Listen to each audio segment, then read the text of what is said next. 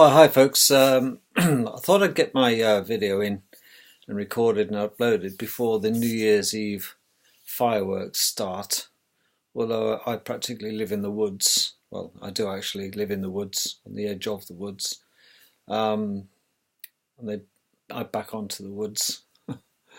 Uh, it's quite phenomenal, really, New Year's Eve, because all my closest neighbour insists on using industrial standard fireworks for his little silly little celebrations. I'm wholly opposed to fireworks. I think that they should be banned and used for public audiences only. Home fireworks create, for me anyway, and many others, uh, repeated problems because no longer are they the exclusivity of November the 5th, are they? I do remember as a child going to fireworks displays and quite enjoyed them, but I soon grew out of them because getting involved in the world of medicine, you soon realise the damage that fireworks do when they blow up in people's faces.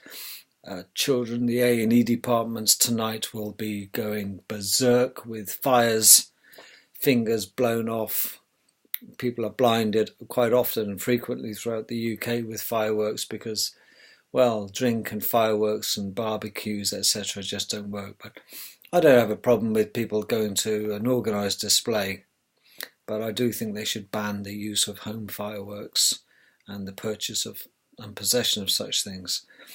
On top of that, my dogs go absolutely mental when they hear bang, bang, bang, bang of these, not just normal fireworks nowadays, because they seem to be selling in the shops industrial standard fireworks and people are buying them. And my car last year was covered in debris from exploding fireworks, the sticks, some of these rocket casings fall down, and nobody's at all accountable. So I'm wholly opposed to that. So I'd get my video done before the dogs start to bark.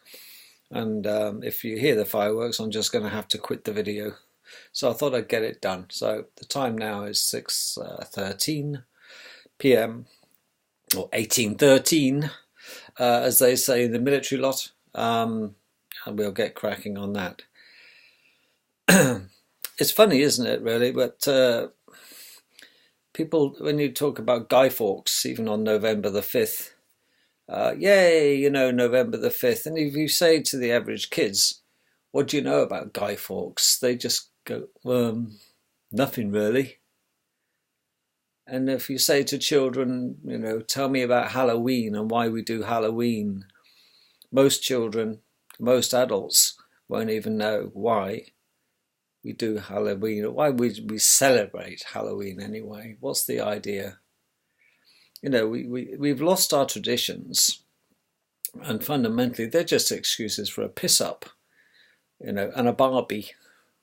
That's about the sum of it. Kids just see Halloween as a reason to knock on people's doors, irritate the shit out of them, trick or treat. They don't even know. And a lot of people don't really know the reason for Santa Claus and Satan. Yes, there is a connection between Santa Claus and Satan, because Santa Claus, steeped in history, nobody knows the real story of Santa Claus. And if they did, they wouldn't celebrate Santa Claus. They really wouldn't. Not a nice person. It's strange how nobody seems to want to look why we do this. Nobody seems to say to children, tell me what you know about Halloween and November the 5th, and who was this man, Guy Fawkes, and what was the plan? What was he responsible for? Oh, he wanted to blow up the Houses of Parliament. That's about the sum of their knowledge, if that at all. And the same can be said really for a lot of things in our life and society. We only know the top layer, don't we? Because that's what we're exposed to. And nobody thinks to want to scratch behind the surface and have a look in the deeper meanings. And, if you look at language, it's the same with English language and how language came about and how we went from predominantly a Latin-speaking, Latin-writing society And it's quite sad, really, that the average kid in the street has no idea about Guy Fawkes uh, at all, and really doesn't know the story of Santa Claus apart from what they read in their, or their parents read if they were lucky, in their little books. But it's not just children that are affected by this inability or lack of desire to know more about things, because that's the only way we learn.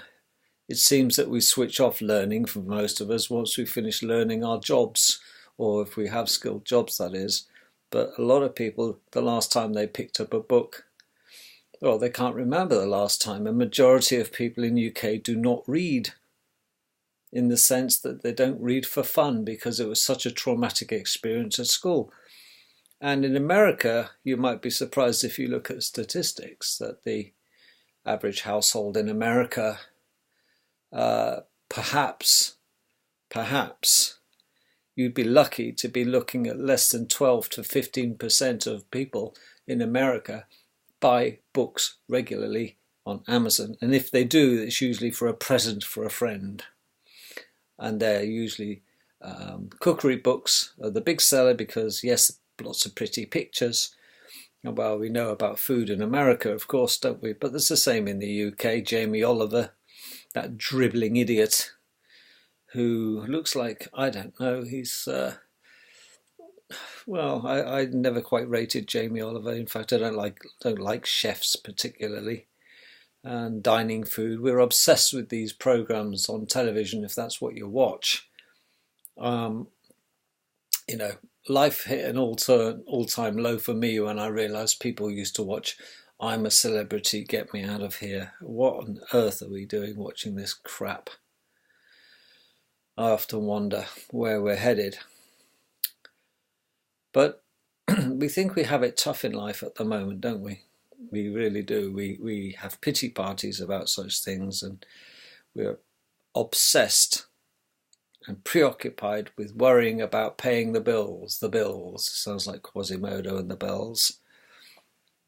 And you think back and look at technology that's hitting us now, which is making us lazier and lazier and lazier. The fact is that we don't even have to think. You know, everything is instant. They want it yesterday, or they want it now. It's got to be now, man. You know, and we just bung it in the microwave, press a button. We have no idea how a microwave works, why it works, you know, at all. You might be aware that you can't defrost an ice cube in a microwave. And have you ever wondered why? You see? And people don't know. They just put it in this magic box called a microwave and press a button. Because we're too lazy. Because we've been made lazy. Because everything's done for us. It's instant food, instant packaging, instant service, instant gratification. And life is moving at 100 miles an hour, and before you know it, you're 65, bored and broke, or ill and dead.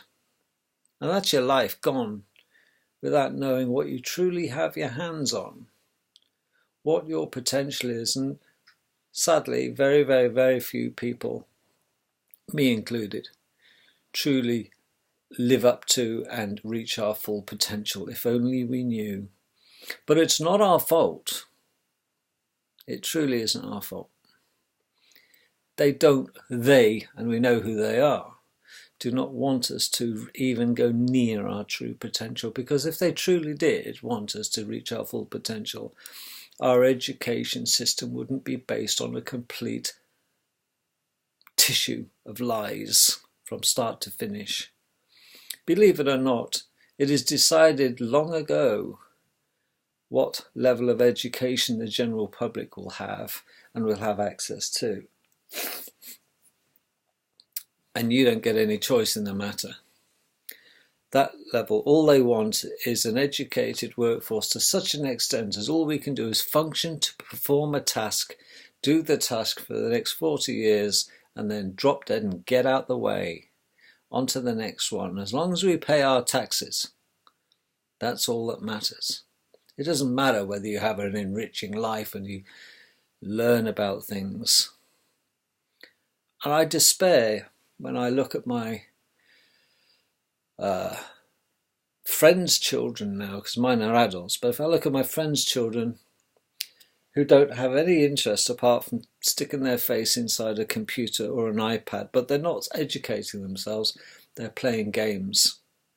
Just games. And that's about it. This is why kids want these laptops and computers, so they can play games and do social intercourse with their friends on Facebook and Twitter and all the other junk. Again, keeping the animals busy on the farm. Okay, away from real knowledge.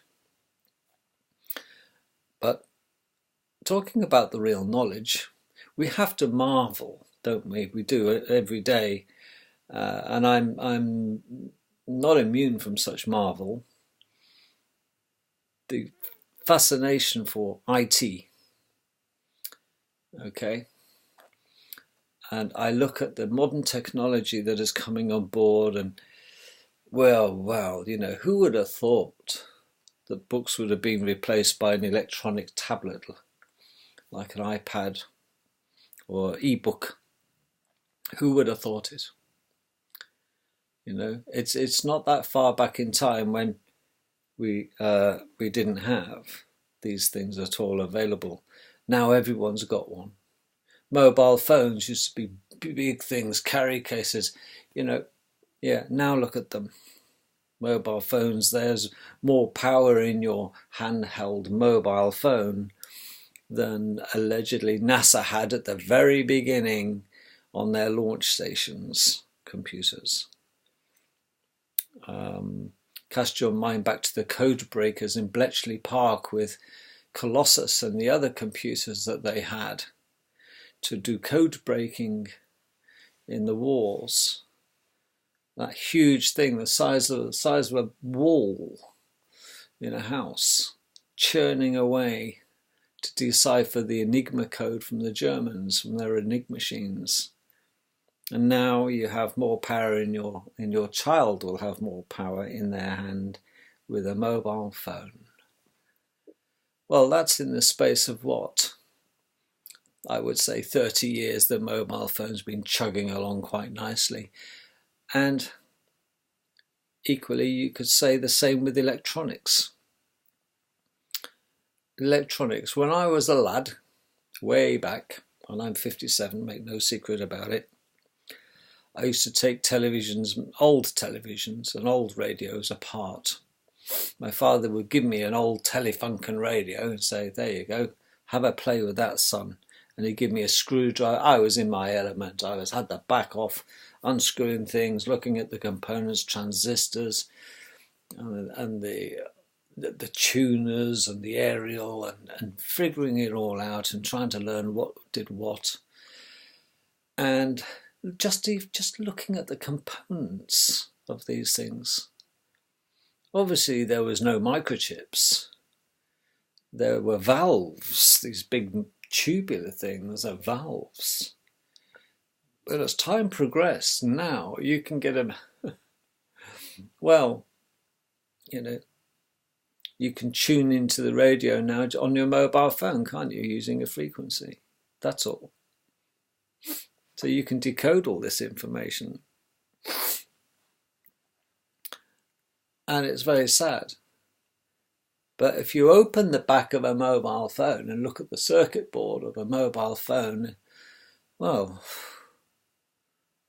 wow, most of the mobile phone's weight is in the battery.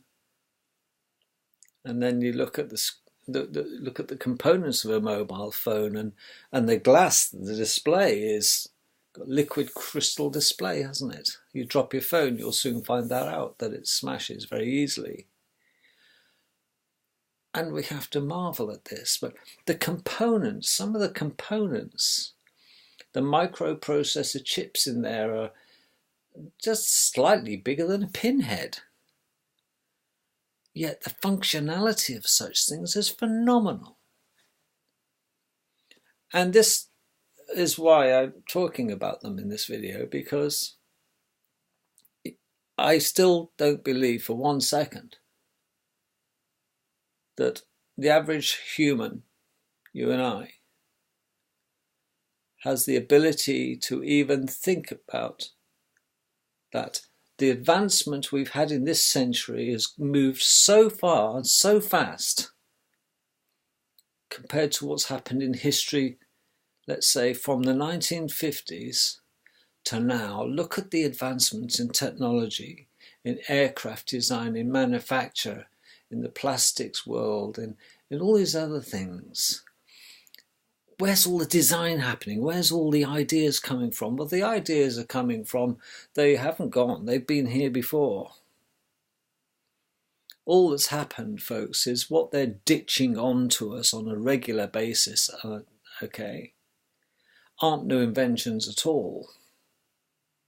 In fact, if you truly knew what we could have right now at our disposal, but you can't have it, you would be in despair.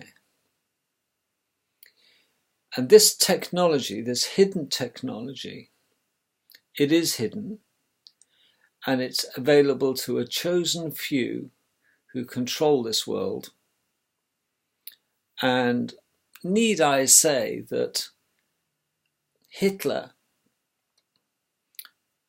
discovered this in the bowels of Antarctica under the seawall. And he discovered it using a submarine. And he found an entrance under the Antarctic seawall into technically another world and met other very, very, very advanced creatures.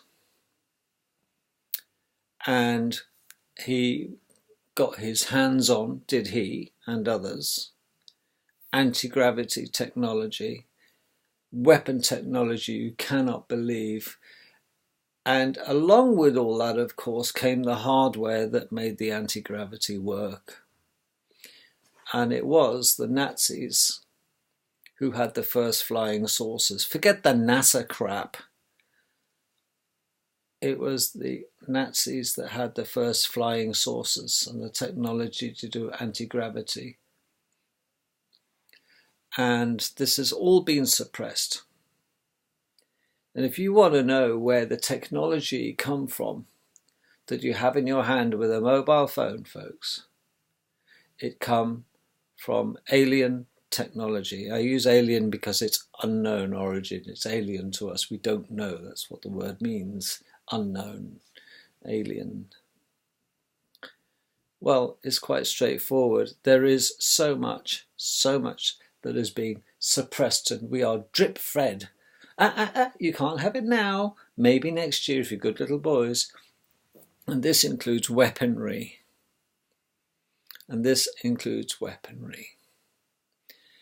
There are things called scalar weapons, scalar wave weaponry, laser technology you cannot believe.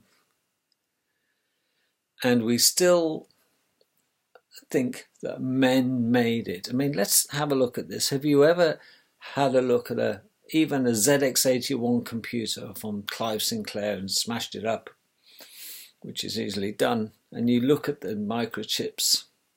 They were this big, and they had little finger spikes on them, and they were quite antiquated when you look at the modern day microchips. Okay, which are now just slightly bigger than the head of a pin, some of the processors. And now we have what they call smart dust. It's even so small now, these little nanobots.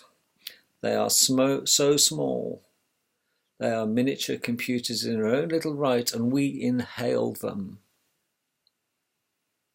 We inhale them. And we want to know why our moods change. We want to know why we're all developing cancers that's new. Why are people moody? Why are people happy? It is all about neurotechnology, and they are biosynthesizing us now, and they're polluting us with synthetic nanobots because we breathe them in. But think about this. When you look back at the way a chip is, it's technically silica, isn't it? Sand. Well, hang on a minute. 1 minute we're messing around with metal transistors with 3 little pins, yes. And we accept that in transistor radio. That miniaturized things a lot, didn't it? From big valves all the way down to little transistor radios we could take on the beach and swing around and put a battery in. But now, look at it. But when you look at the chip, when it first came out, it was wow. It was even mind-blowing just to look at this. And when you break it up into its core components, it just crumbles. It's just a block of silica or a crystal with wires sticking out. Microprocessor. It was a computer even then. It was even then a computer. But who would have thought to make electric things and electronic components out of silica? And when you get it, how do you program it? Have you ever seen how complex it is to manufacture a microchip? Even in the early days, when we were still very embryonic in its alleged manufacture. No, it wasn't that tough. Tough for you and me, yeah. But for those in the background who are controlling the issuance of such technology to mankind, it is child's play because they have access to stuff that is perhaps hundreds and thousands of years ahead of what we currently can play with. We were messing around with the abacus when there were people having access to microprocessor computers. We truly were, but the general public never had access to this because we're drip-fed like children. Well, believe me, we know nothing. We think we know. We think we're living in the age of science and technology, but we know nothing. If you truly knew, and I wish I did, what was available. But there are certain people who are whistleblowers about such things and they get killed. And we've had warp drive for a very long time. We've had superbly fast transport available to us, where you could go east to west coast on a train that hovers. Okay, east coast to west coast of America in less than 40 minutes. Truly, try that one. Why can't we have monorail trains that sit there on? Why do we have to have these tracks all over the country when we can have electromagnetic propulsion? Why do we have to still burn fossil fuels in our car called petrol? Fossil fuels, my ass. This is a joke, isn't it? We're just drip-fed like idiots, and it saddens me that I can't see what is available for the best stuff available, because I'll never see it, because I'll die before I ever get to see it. And my children will probably die before they ever get to see what truly is available, because some shysters out there decide that it's better to get our money out of us by making us pay. But we have had 0 point energy, that means free energy, for a long time available on this planet. Yet those that control us decide to rape us for money so we remain just above the revolution level. That means we're broke. We're just nearly broke in all of our lives, kept just below the revolution level. And they couldn't pay us any less, could they? We're the only idiots on this world, the flat one, by the way, that use money. Think about this. Human beings are the only idiots that have to use money. All the animals and the insects out there, they don't use money. They have no need for money, do they? I don't see animals going to war. Yes, I know chimpanzees are tribal and so are the monkey lot, but they're just too close to us. But at the end of the day, why is it that human beings struggle all their lives because of the lack of money? It's not lack of resources. There's plenty to go round, folks. There truly is. It's just that is available to go round is suppressed and kept away from us. They like to keep us on the farm, like the other animals. And we are tax-paying units, I've said before. Just think about that. So before you get too excited with the latest in technology, when you look at the latest in technology, realize what you're looking at was developed not by human beings. They stole the technology from aliens, and there are groups of aliens. They're called Homo capensis because they have extra large heads around the top. Okay, they are not Homo sapien, they are Homo capensis, and these are the beings that develop such stuff.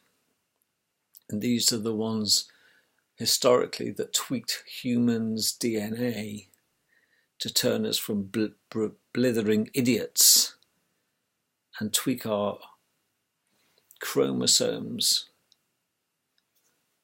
and our DNA.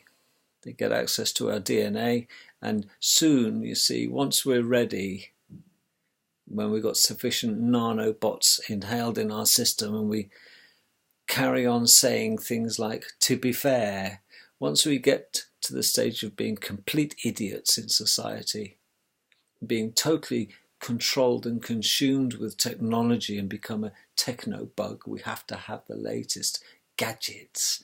And sooner or later, folks, they will be doing implants, smart implants into humans, and we will be like the Borg.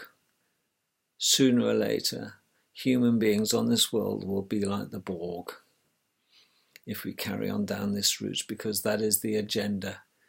It will be a collective agenda, a one world population controlled fundamentally by a very small group of controllers. And that's why they don't like people being individual. You have to be part of the collective. That's the way we're going. And thank God I'm getting out of it. And so will you be by the time that happens anyway. You'll be long gone. But this is the nature of the beast. That's if we don't blow our planet up in the meantime and kill every man, jack and one of us with stupid technology and wars. But no, no, no. If you didn't think that there is an evil entity behind the destruction and the planned destruction of humanity on this planet, you are living on the wrong planet. Because that's the agenda. And it's an age-old battle between good and evil. And I ain't religious. Where there's a yin, there's a yang. Where there's hot, there's cold. Light and dark. Everything has an opposite. And we are heading towards a microchipped population under the control of such a minuscule amount of people. Minute. It's unbelievable. But we just love our gadgets. There isn't a disease that humans or anything else suffers from on this world that there isn't a cure for. And boy, do they know the cures and they know the diseases already. Okay. And they can cure cancer. Cancer is a man-made disease and it's so easy to cure. And yet it's a form of population control. It's funny, in America, almost every family you come across has somebody within the family that has either got cancer or will get cancer or has died from cancer. Think about that. 50 years ago in America, childhood cancer rates were very small, and now they are massive. Well, look at what the Americans eat and drink and breathe in and get inoculated with on a day-to-day basis, compulsory. That is just the thin end of the wedge. Cancer rates. You tell me why it makes sense to treat cancer with radiotherapy and chemotherapy. Well, radio frequencies can cause cancer, and chemicals cause cancer, yet they try to kill cancer using two products that are very dangerous for human beings if used in the wrong way. Nobody has survived chemo and radiotherapy at all. It prolongs the agony, that's all. It is rare indeed. I can't even find anybody who's been cured by radio and chemo. Once you've got certain types of cancer, it's good night Vienna. The tragedy is they've had the cure for cancer, all cancers, for a very long time. How is it that you don't get the royal families of the world, the ultra rich, suffering from terminal cancers? Can you tell me any? I'd love to see them listed below. They don't get cancers, these people. Well, Queen Victoria, she died of cancer. No, she didn't. All right. Henry VIII died of cancer. No, he didn't. But they all live to a ripe old age, don't they? Of course they do, because they have access to super science technology. And even in the Victorian times, they knew. There's a guy called Royal Rife in the very early 20s, 1918, 1920s, and very early on, already said that viruses were curable by vibrational frequency. And the pharmaceutical company wrecked his laboratories and destroyed all of his research. He was the medicine version of Tesla, because it suits the industry to kill us off and charge us for the privilege using pharmaceuticals. Well, enough said tonight. I just want to wish you all a happy new year and survival throughout that year, and have a lovely evening. Enjoy your time while you can. But there is something quite magnificent waiting for us all, because there can only be one of these earths in this dimension. And if this is all it's got to offer, I've had my fill. Because I don't think it can get any worse, really, can it? Catch you later. Don't drink too much and stay away from fireworks. Love you all. Bye-bye.